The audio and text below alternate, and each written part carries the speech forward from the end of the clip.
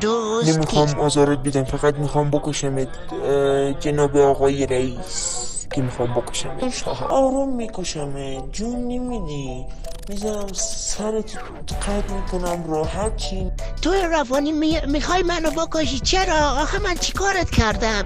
ها لعنتی. چرا این کارت با من؟ چون تو رئیس بانکی و خیلی هم دوست دارم که ازت پول بگیرم. آره داشتم میگفتم میخواستم که بکشمت و دوست دارم که خیلی شکنجت کنم تا دیوونه، من $20 ندارم بله برخم بدم، بعد تو میخوای که من برات پول بدم؟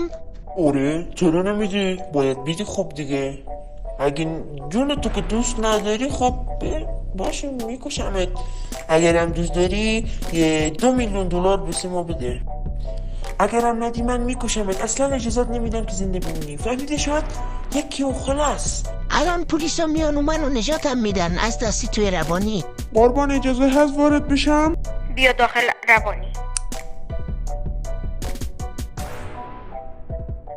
قربان خبر دزدی اومده برامون که آقای رئیس گم شدن. رئیس باشه میدونم. برین، فهمیده شد؟ برین پیداش کنین، تمام افراد رو جمع کنین، من خیلی عصبانیم، باید برین. بله باید پیداش کنین. احمق اسمش چیه؟ اسمش فریدی.